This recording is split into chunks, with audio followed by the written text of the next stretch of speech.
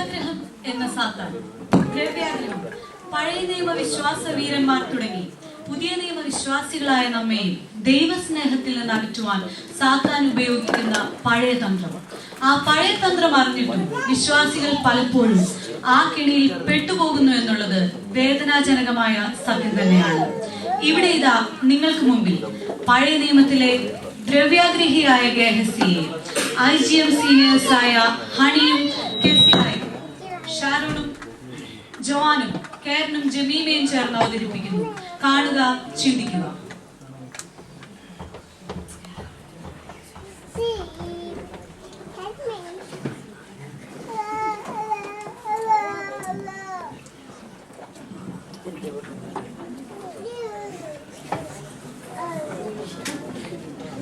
ഗേസി, ഗേസി, ഗേസി, നീ എവിടെയാ? നീ എവിടെ പോയി കിടക്കുവായിരുന്നു? ഗേസി, നിനക്ക് എപ്പോ നോക്കിയാലും ഈ ലോകത്തിന്റെ വിചാരമേ ഉള്ളോ? നിനക്ക് ഇച്ചിരി നേരം ദൈവസന്നിധിയിൽ ചെലവഴിച്ചൂടെ? ആ, ഞാനൊരു കാര്യം പറയാനാ വിളിച്ചേ. നമ്മുടെ രാജാവ് ഭയങ്കര ദുഃഖത്തിലിരിക്കുക.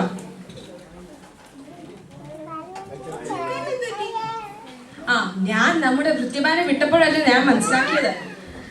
നമ്മുടെ അരാം രാജാവിന്റെ സേനാധിപൻ നേമാൻ നമ്മുടെ കുഷ്ഠരോഗം പിടിച്ചിട്ട് പിന്നെ അവിടെ നമ്മുടെ രാജാവിന്റെ അടുത്ത് നിൽക്കുക. ഞാൻ പിന്നെ നമ്മുടെ വൃത്യമാരെ വിട്ട് ഇങ്ങോട്ട് അയക്കാൻ പറഞ്ഞു. ആ, അങ്ങനെയാണെന്നാ തോന്നുന്നത്.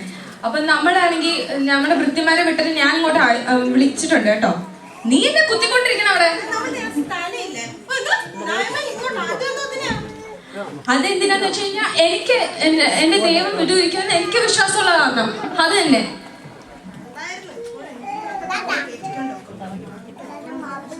നീ എന്നെ പറഞ്ഞായിരുന്നോ ഗേൾസി?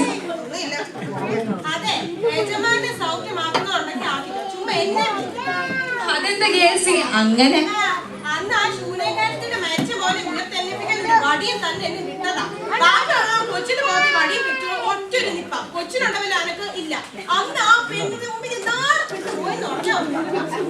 ഗേസി, നിന്റെ വിശ്വാസക്കുറവ് ഞാൻ സേവിക്കുന്ന ദൈവത്തിന്റെ കുഴപ്പമൊന്നുമില്ല.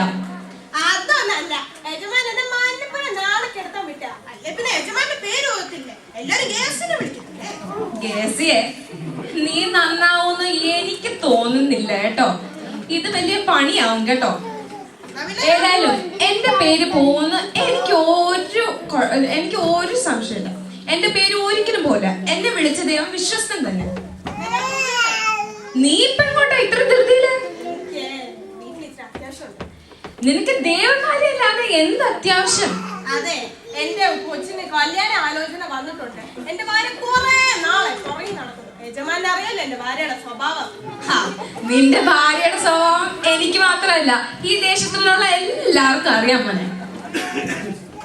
അപ്പൊ നീ പോന്നില്ലേ?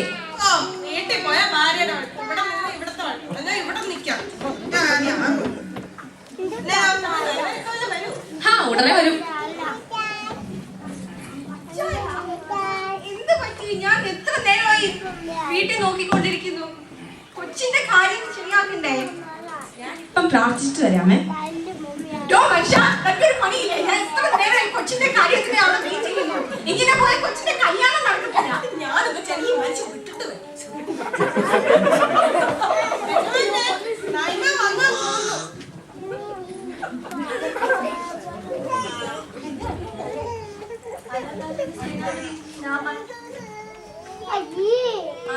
നാമാനല്ലേ?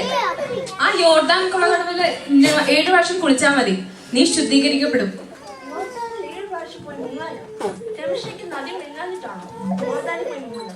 നൈമാനെ, ഞാൻ പറയാനുള്ള കാര്യം പറഞ്ഞു. ഇനി നിന്റെ ഇഷ്ടം.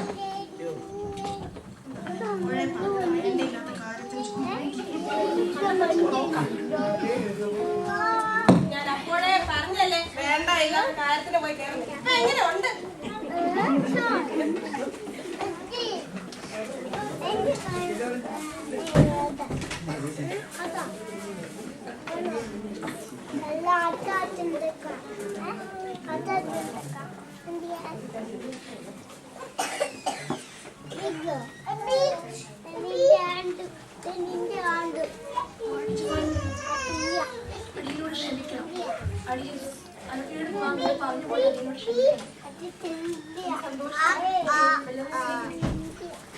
എനിക്ക് നിന്റെ പൊന്നും പണവും ഒന്നും വേണ്ട.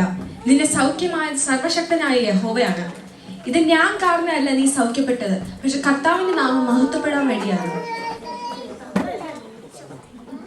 ഗേസി, നിങ്ങൾ സമാധാനത്തോടെ പുറപ്പെട്ടു.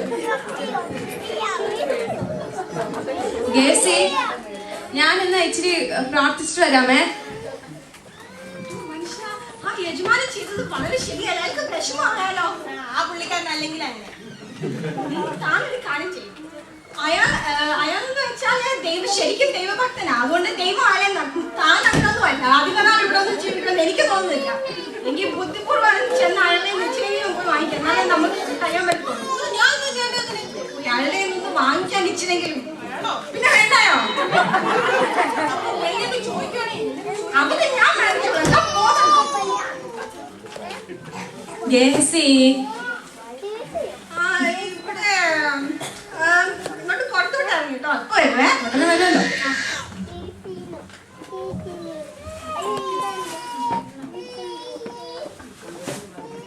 ഗേസിയെ, നീ എവിടെയായിരുന്നു?